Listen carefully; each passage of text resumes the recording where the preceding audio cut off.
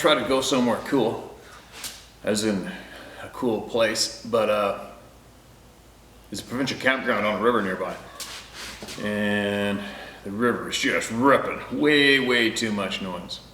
And then of course the ocean started falling out of the sky again.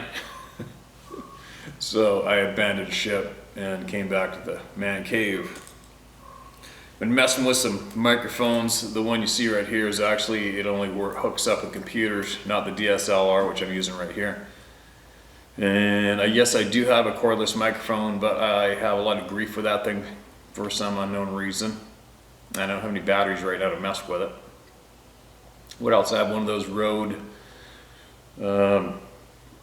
microphones that sits on top of that camera somewhere. But I don't have a battery for that either. And I'm not going to the store, damn it. So, but I do have a little Chewy Chewbacca right here. And this is the one that I have used a lot in the past with you guys when I've been up in the mountains, and I will set up this camera like, 40 yards away from me. Like, remember that spot where the huge crazy mountains are behind me and I'm way up on the mountains where I thought I filmed that thing watching the timber, that spot? And that's the only way I can get away with the audio, is using this thing. And then you mesh it up with that camera on the editing program later. So I'm going to try that right now and see if this little bastard will do better. And there we go. That is recording audio right now. We'll put that behind that ironwood moose that I bought on the beach in Mexico years ago. Just saw that sucker on the floor a minute ago, and threw him up on the desk here, the pretend desk. But anyway, I want to get right into it. I'm trying to cut back on my babbling. I can tell you this: it can be quite frustrating when you think for yourself. I swear to God, it would probably life would be so much more easier possibly if you would just accept being told. Told what to think, told what to do, told how to act, told where to go, told what to jam in your body, told how much money you have to give some dishonest pricks and be happy about it. To be in that position must be a little more comforting than it is to think of yourself, possibly. Because the more I learn, the more I watch, the more I observe, it can get really challenging at times, because it can be so frustrating, especially the level of deceit that's going on, that you see it so clearly daily. And it can be very frustrating. And I'm not sure what's more frustrating at this point of the game. It's the frustration of seeing so many people not giving a shit.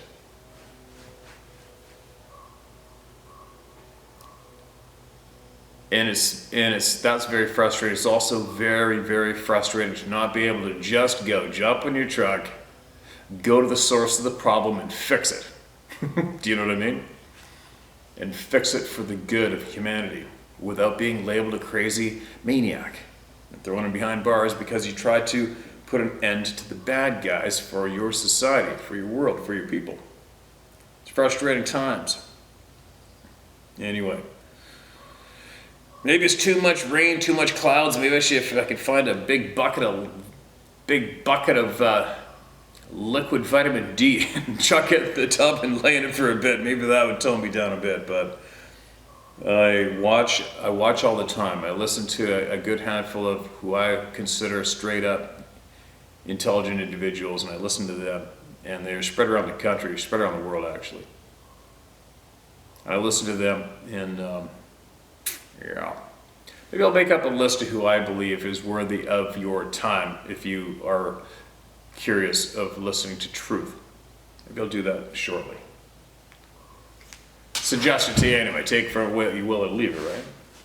Actually, I wouldn't mind somebody doing that back as well. We should get a public little list going. Maybe I'll do it on a community page. We'll take in a whole pile of names of people who are on the good guy team and need to be heard to help ourselves. All right, here we go. Let's get on it. Babbling like a ding dong. No subject in the title of this email. Dear Steve, as always, thank you. You're changing the way we open up about strange things, things we don't understand and don't like to talk about. And this is my 4th letter. The first one was very confusing. I was mad the post about COVID and Roger's spur was removed. Don't know what you're talking about.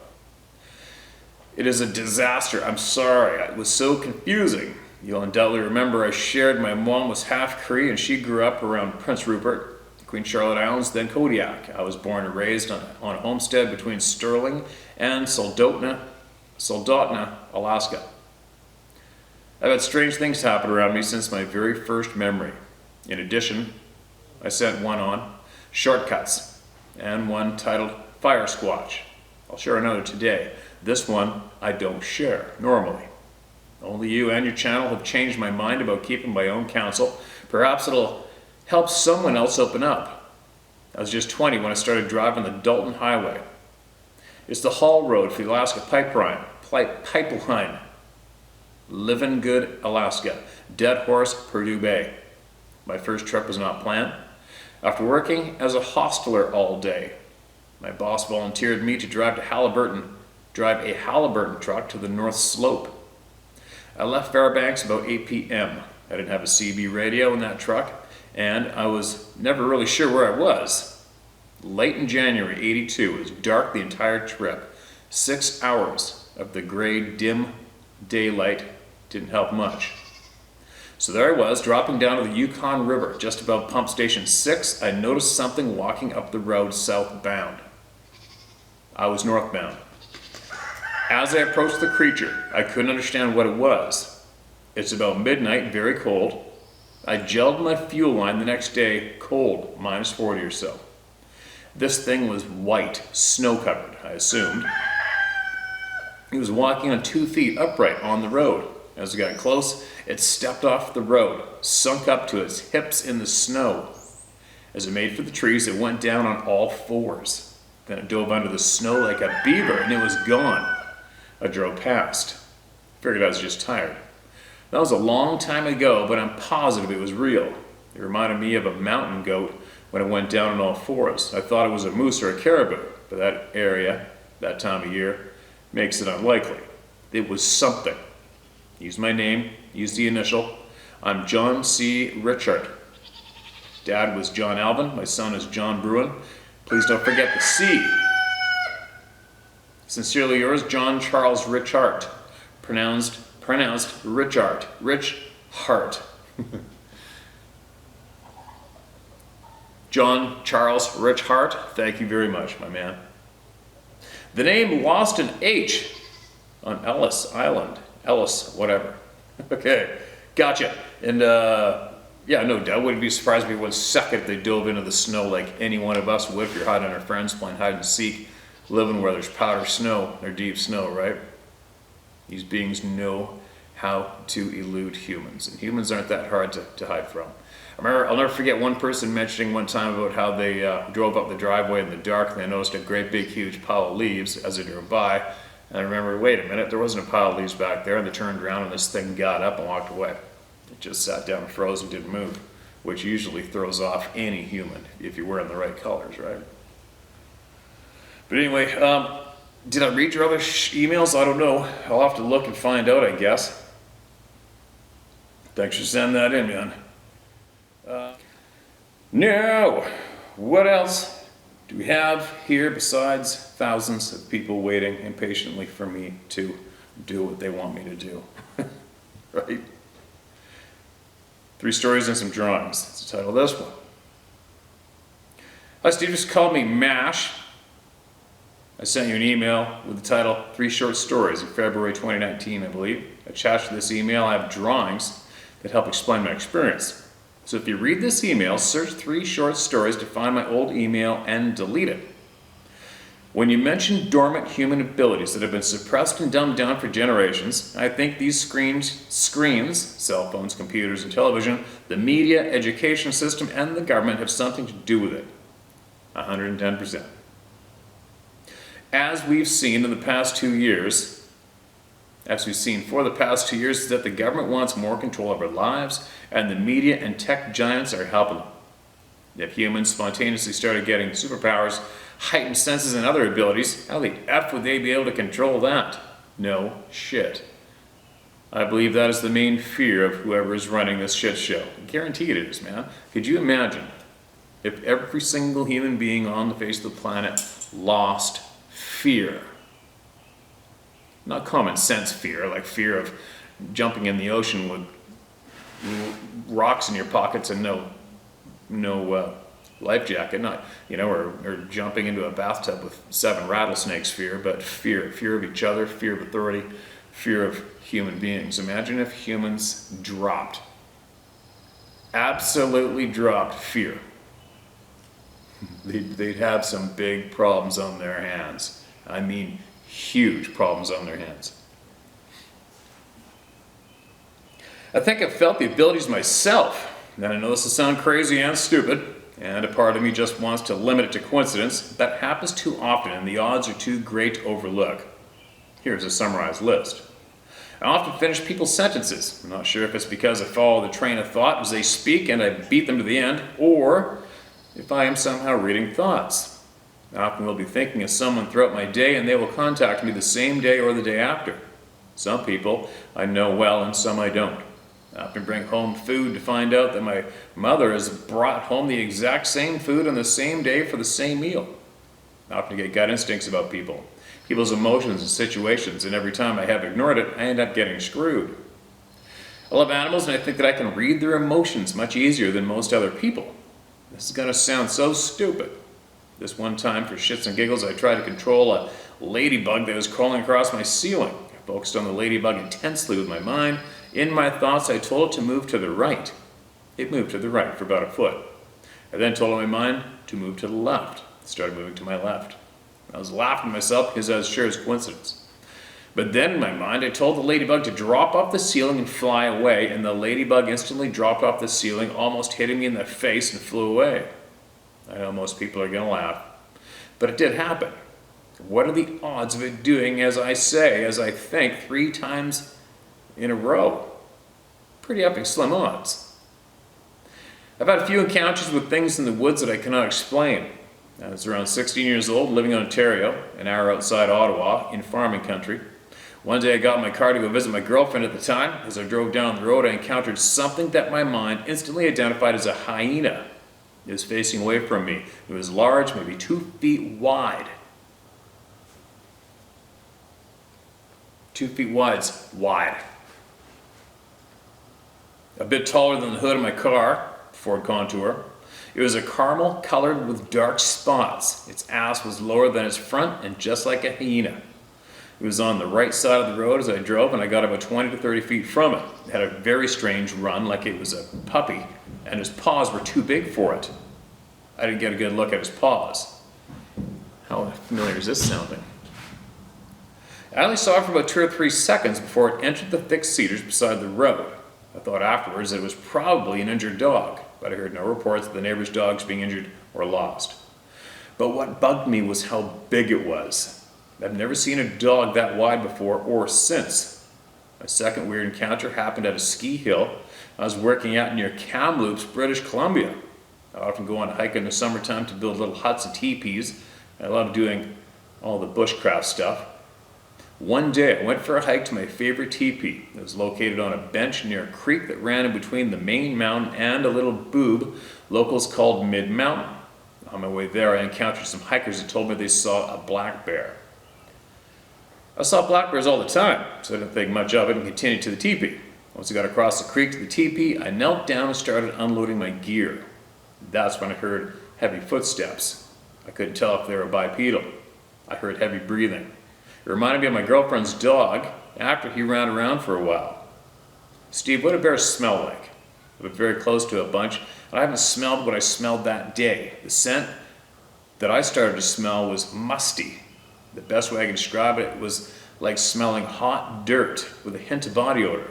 Like if you smelled someone's armpit in the middle of a dog kennel. I've never heard that description. That's kind of a funny one, right? That's a good insult to chuck at one of your buddies when you're drinking beer.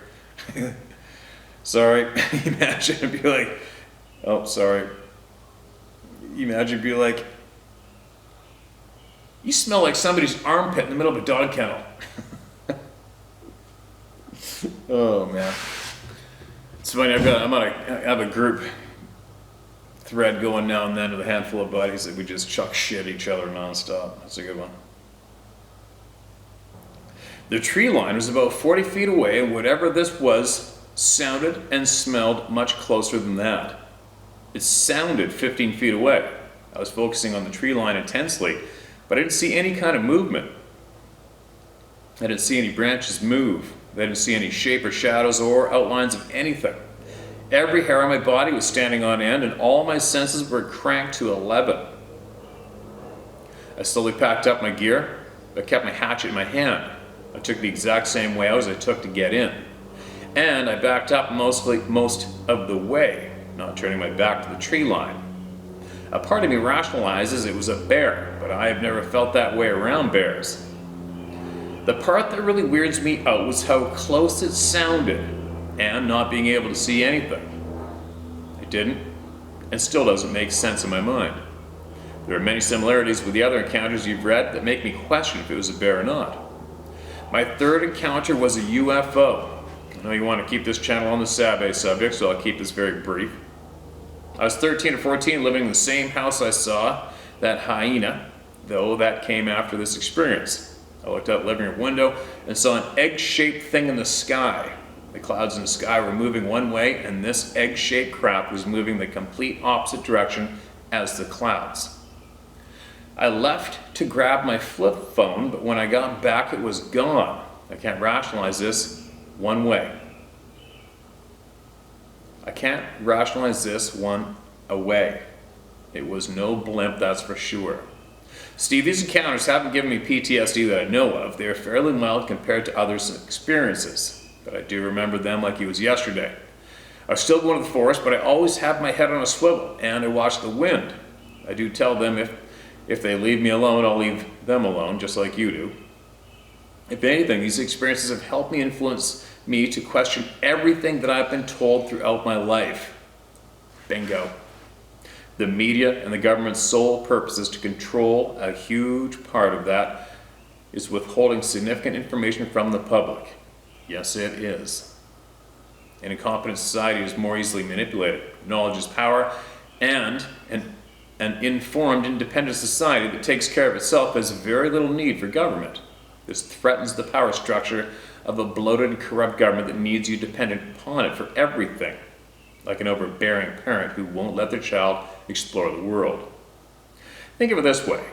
If the people of a country were ready and capable of dealing with emergencies of any kind, the people would only really need the government to fix roads and activate defenses in case of threats. I think that's basically what we were supposed to put those little pricks together for in the original time, weren't we?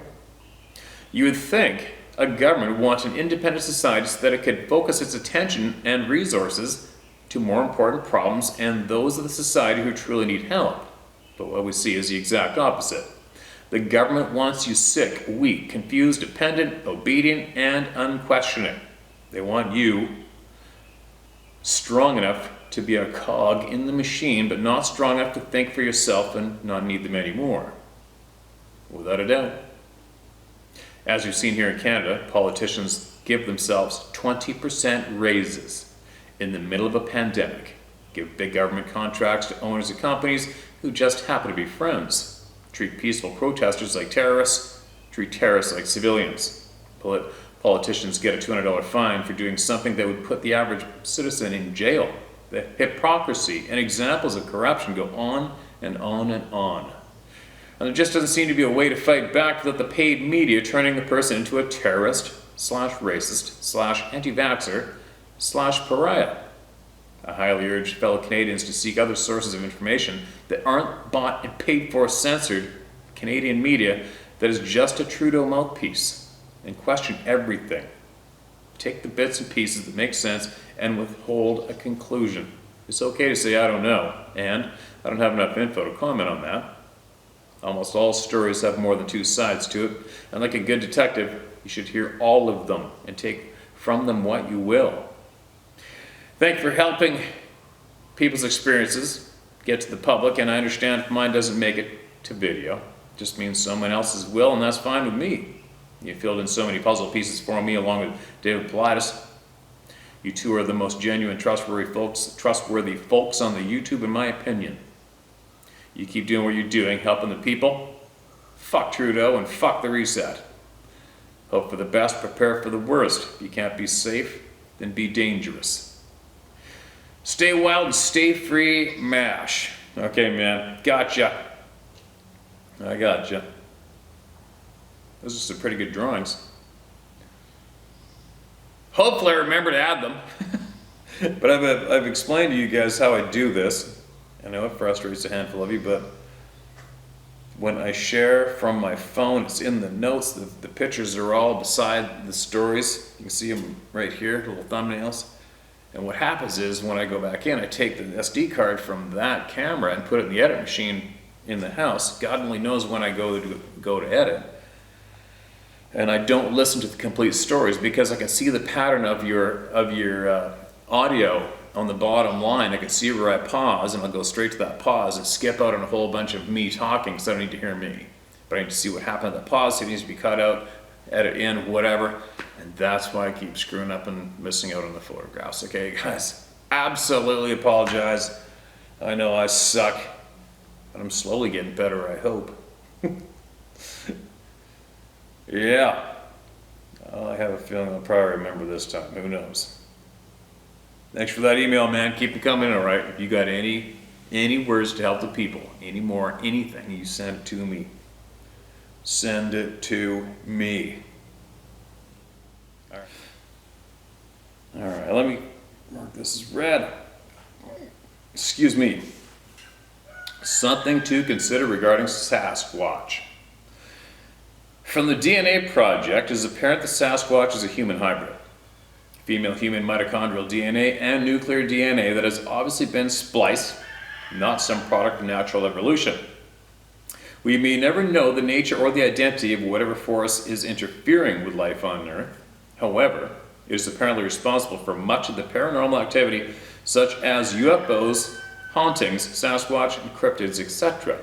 However, we may speculate as to why we are being treated like lab rats.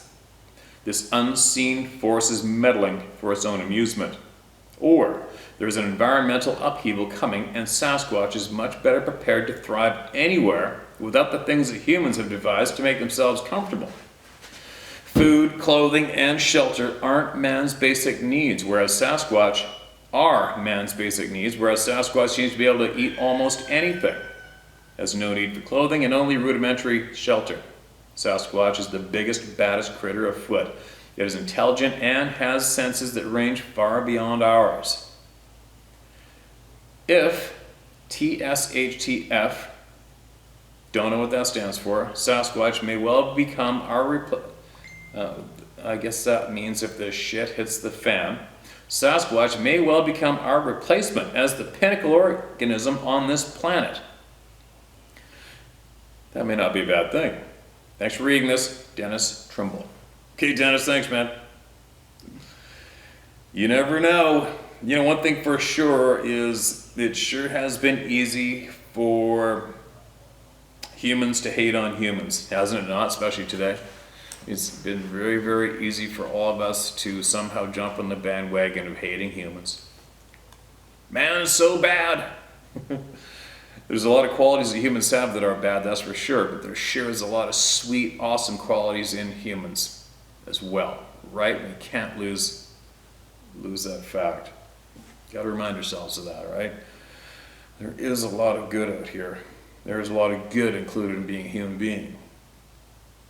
It just sucks that the genetic flaw that is in a lot of humans enables the human being to need to crave the power and control of other human beings at all costs. You know, it's very unfortunate. Now, it's this one.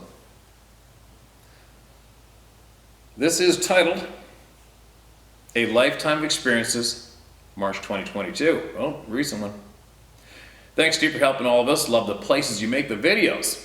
I started to put together my experiences a few months ago. I hope I got the commas and periods in correct places. Me too.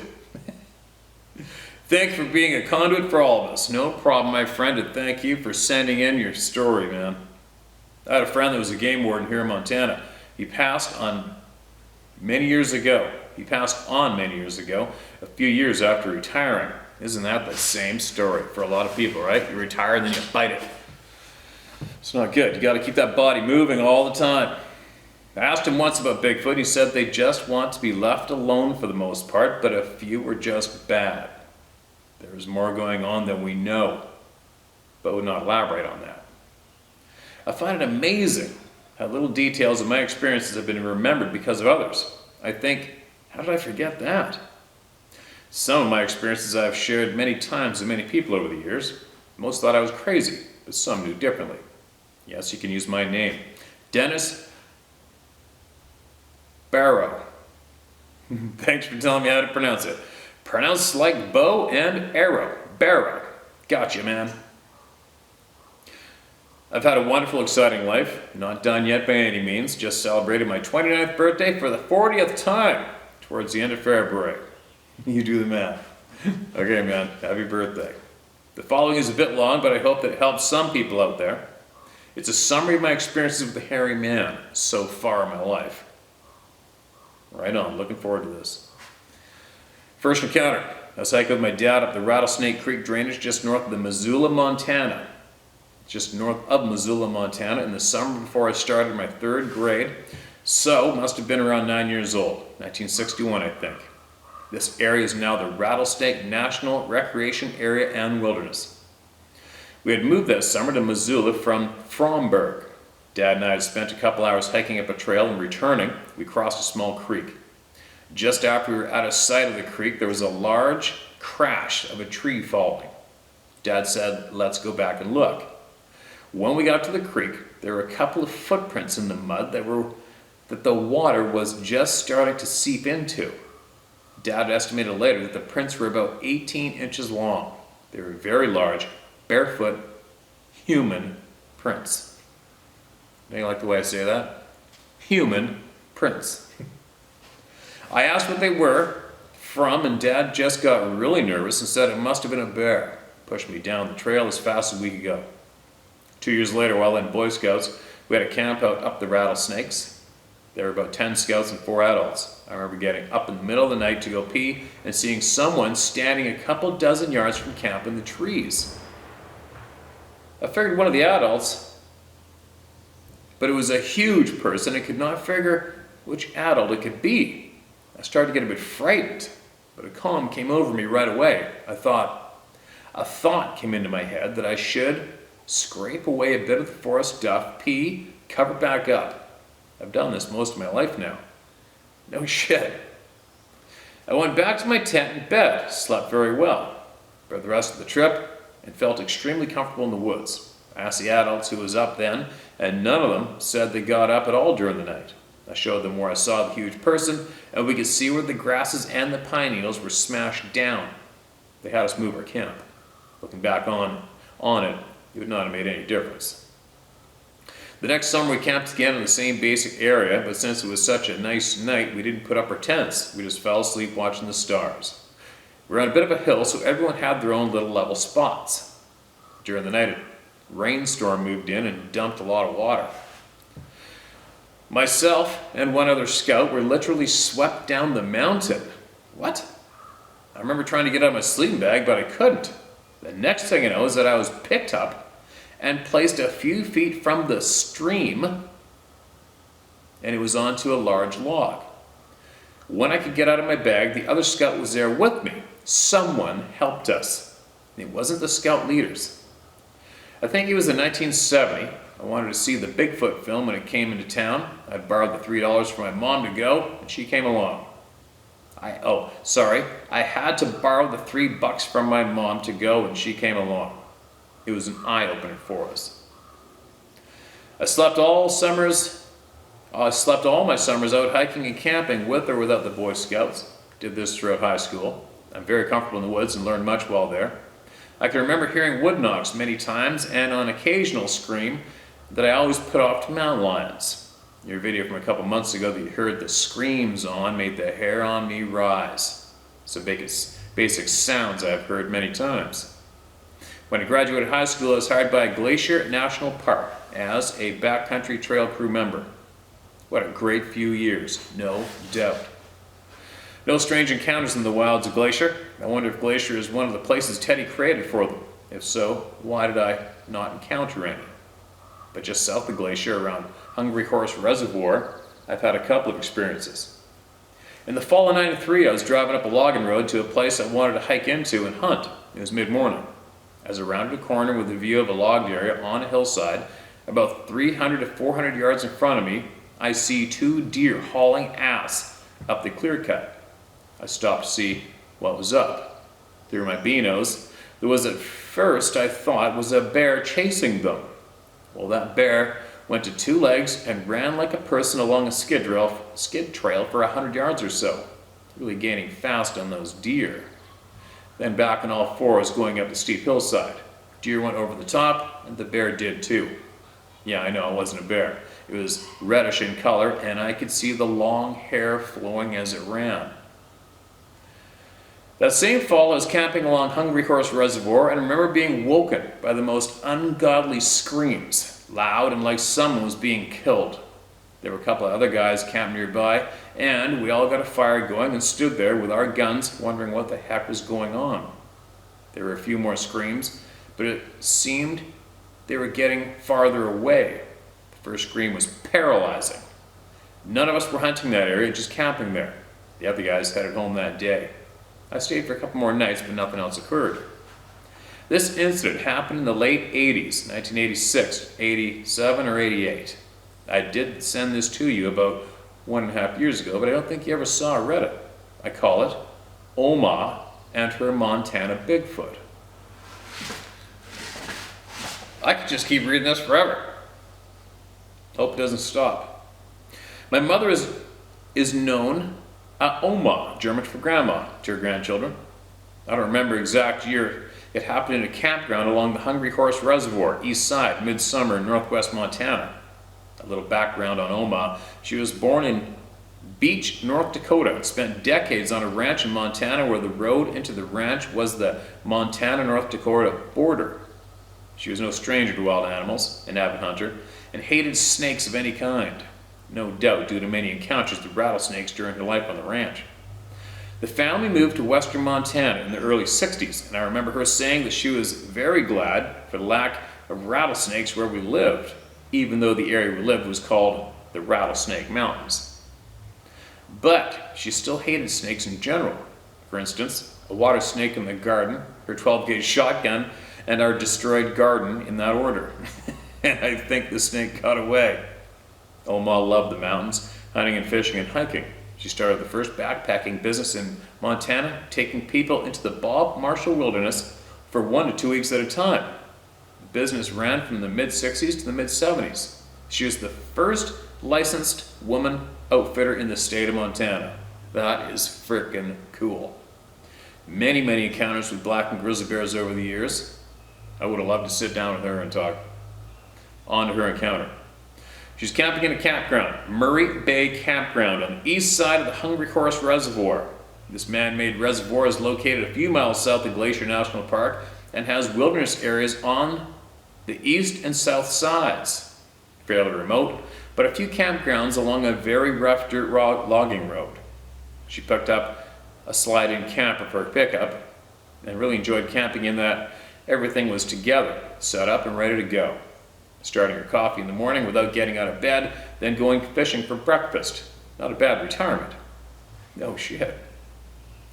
One morning in the campground, she was having her second cup of coffee when she heard a dog whine real funny, as she put it. It was at a camp spot across the road from hers, about 30 feet away. It was early morning and the sun had not come up over the mountains yet, but very light out. She said she was sitting at the table in her camper at the time and looked outside towards the other camper.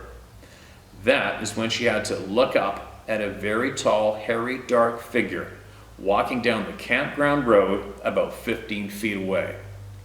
Several things she had remembered about it, as she was able to watch it for almost a minute total. The first thing was that it was aware of her and slowed and turned to look directly at her. no real neck, somewhat pointed head, and an almost ape-like face, dark and leathery. She said it was definitely a male. She said she knew what it was immediately. She had gone with me to see the Patterson-Gimlin film at 15 plus years prior and said it was a lot like that one. When it walked past her view, she got up and opened the door so she could see it some more. And that is when she noticed the arms were very long, almost to the knees. It turned to look at her again, but didn't stop walking. She said it rotated its upper body to look, not swiveling the head like we would. The shoulders were massive, over 4 feet wide. The eyes were dark and she did not feel threatened by him at all. She said she had the impression of a caveman for the face, big ridgeline above the eyes and a flat nose. The color was not as much black as a very, very dark red, and it was long hair, 4 to 6 inches long and clean. It stopped once more, looking at another camp, and then continued wailing out of sight. She was able to watch it for a good 200 yards as it slowly walked through the campground. What a blatant thing to do, isn't it? Knowing my mom, she probably lifted her coffee cup up to acknowledgement. She said as soon as it was out of sight, she had to beeline it to the outhouse.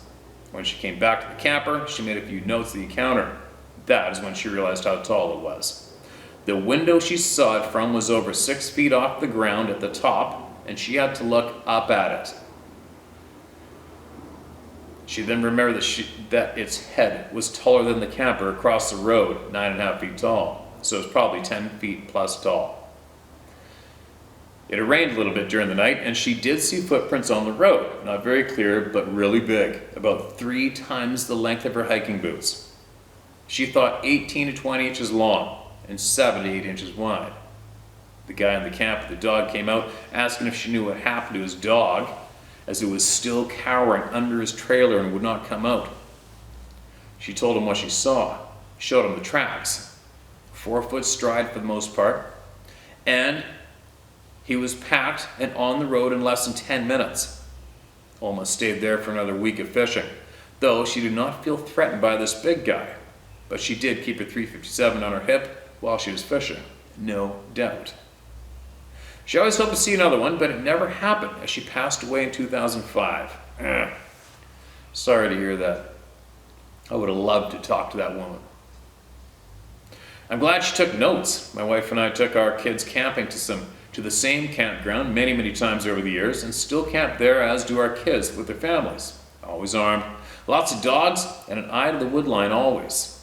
I had surgery to remove some cancer a few years ago, and I had to convalesce for a few weeks. I had one of my kids pull my trailer up there and spent my time fishing. We've hunted that area a lot and seen some strange things like teepees in the woods made out of trees that several men could not move, and tree knocks and distant screams and yells. Maybe it is that big guy's kids and grandkids also. Or it's the same one. Who knows how long they live, right? I have 5 children, 4 boys and a daughter. All the boys are avid hunters. I made a hunting camp for over 25 consecutive years down the Swan Valley, just over the mountains from Hungry Horse Reservoir. I took my sons to camp as soon as they were out of their diapers. Lots of encounters down there. There's an area that we never hunted near our camp because whenever any of us would go near it, we just went around it. I finally figured out that something was up. I knew the forest there like the back of my hand, but not that part. So around 2005, 2006, I decided to go into that part of the forest. The further I got into the woods, my feelings turned from, I should not be here, to get out, to fear. The fear was so much that I almost ran back out of that area. Now, after listening to the shares of people through you and your views, I know what it was. But that was a couple of decades ago, so didn't know any better. I told my sons about it back at camp, and one of them said he would go with me the next day. We split up and came at the forest from different directions. I didn't make it as far as the previous day before, but the fear was there. I just got out of there. When I got back to the truck, my son was already there waiting for me. He said he got scared and felt like he had to leave the area now. I could still see the fear in his eyes. I have over 40 years of hunting that area and still won't go into those woods. I think that was the only time in my life I have not listened to my sixth sense immediately. And that's usually when people don't get another chance to listen to it, right? Possibly. The sixth sense, it is there and I do listen to it. Saved me many a time from injury and other things. Was threatened with courts-martial in the army once for disobeying direct order because I felt what was injury or death was a result of the action the LT wanted me to carry out. He and a couple others did it without me and all were killed in the accident that followed. I worked construction for many years and would stop workers from doing things because I could see what was going to happen.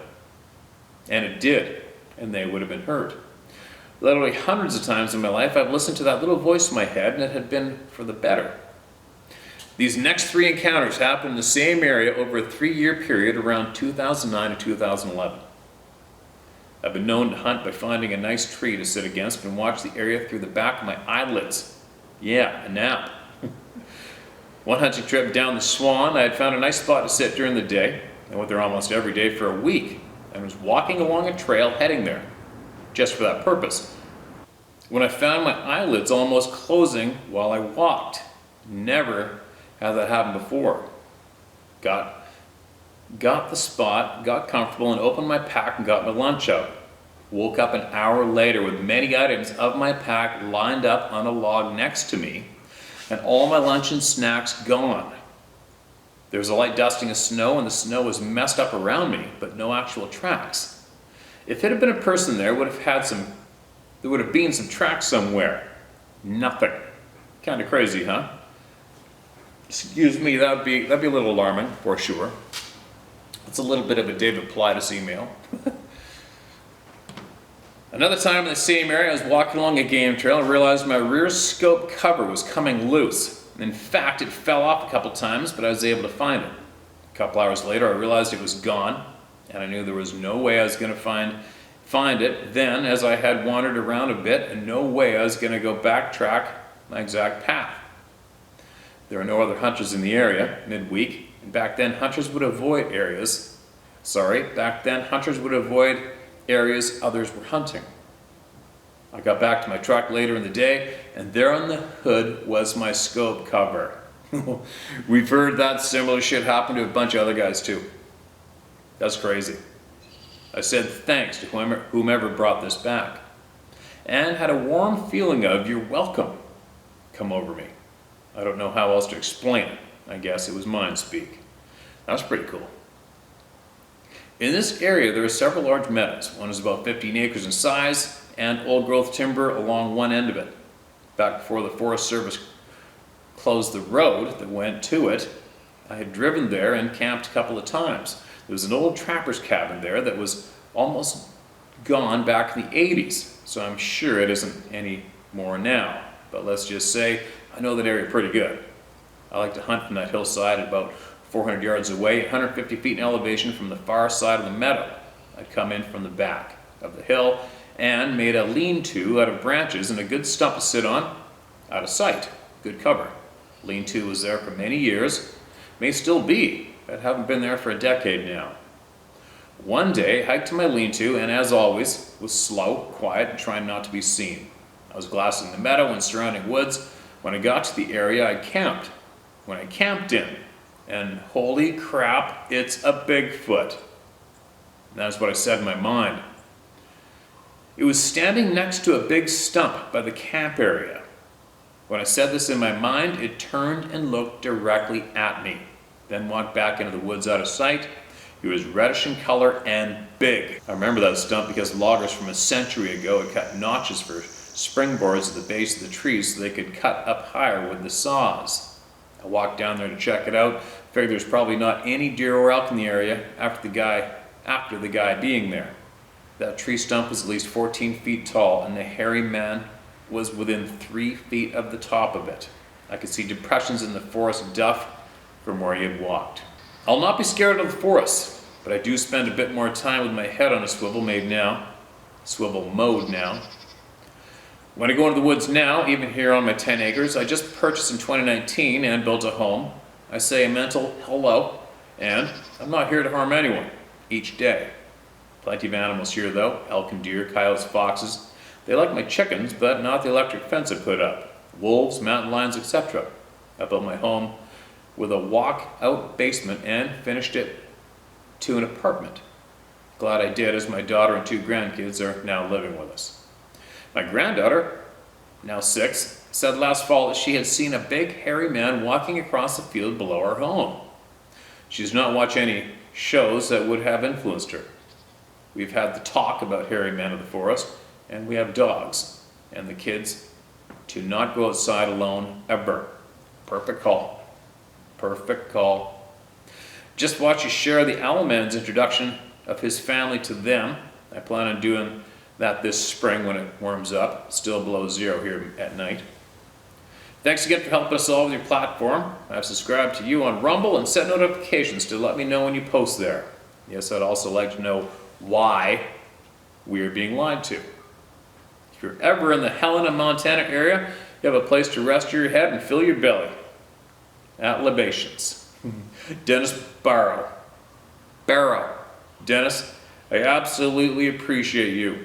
That was a lot of your time of life spent to share with all of us here today.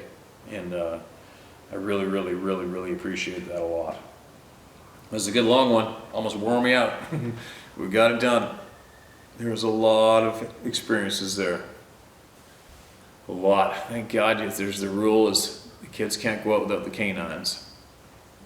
Because I know there's a lot of people out there who have no ill feelings towards these beings. I don't, but there is a lot of unexplainable shit going on out there without a doubt.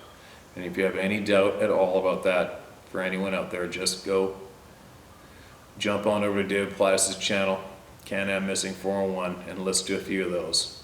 All right, and you'll understand why children should never be alone when you're rural. Probably, well, anywhere these days, but if there's forests, big trees, rural mountains, they better have dogs with them.